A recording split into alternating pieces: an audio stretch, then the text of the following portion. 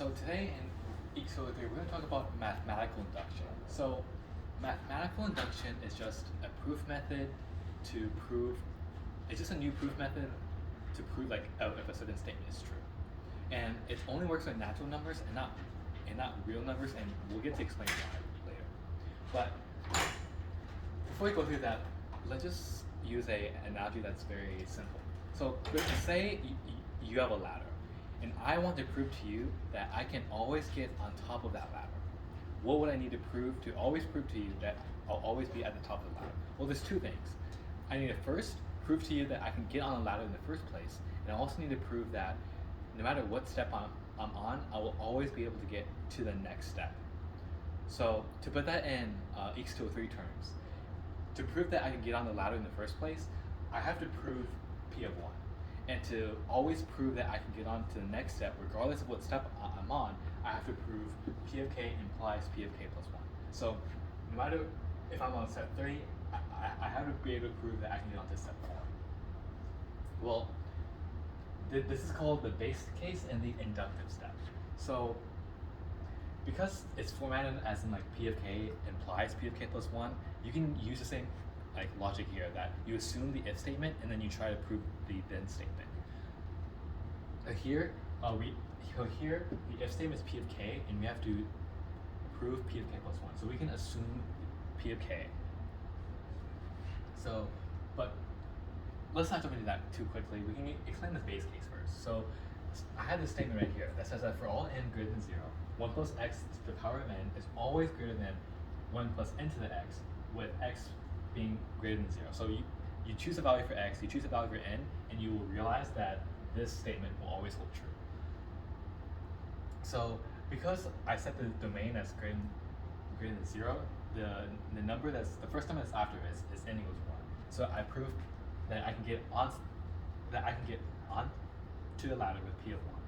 So here I just plug in 1 for n, and then you see that 1 plus x is indeed greater than or equal to 1 plus x. So we got our base case. Now we can go into our inductive step, or proving that no matter what step I'm on, I can always get on to the next step. So here we assume that this statement, or P of k, is true. And now to prove P of k plus 1, we assume the left side and then prove the right side.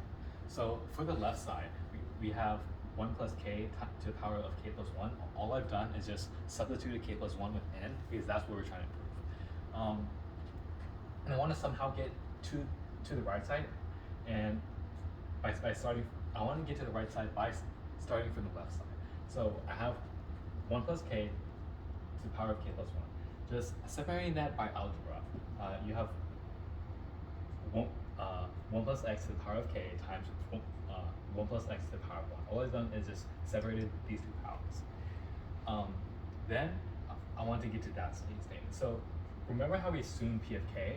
Well, here we can use that. We can use P of k. So we state that 1 plus x to the power of n will always be greater than 1 plus n times x. So here, this is the same format as these two, except with just different variables. So I can substitute this part with this part, and then change the equal sign, because this isn't a equal sign, it's a greater than an equal sign. So now we have 1 plus k of x substituted from here, and then we bring down the 1 plus x, and then we just use algebra to expand this. And the reason why that I can just, in this step, I just take out the k times x squared is, think about it like this. If I had the statement 3 is greater than 2, well, 3 is always greater than 2. If I add 1, the statement is still true. If I add another 1, the statement is still true. So if I get rid of these two 1, the statement still holds. So here I'm able to get rid of this because 3 is still greater than 2. So here, and then when you get rid of this and then you simplify, you get 1 plus k plus 1 times x, and that's what we wanted to do, which is, and here is the right side, except with k plus 1, because that's what we're trying to prove. And once you prove that you can get onto the ladder, and once you prove that each step of the ladder can always lead to the next step, you have proved this statement is true. So by mathematical induction, this statement will always be true. And later in the course, we'll talk about strong induction, but For now, this is mathematical.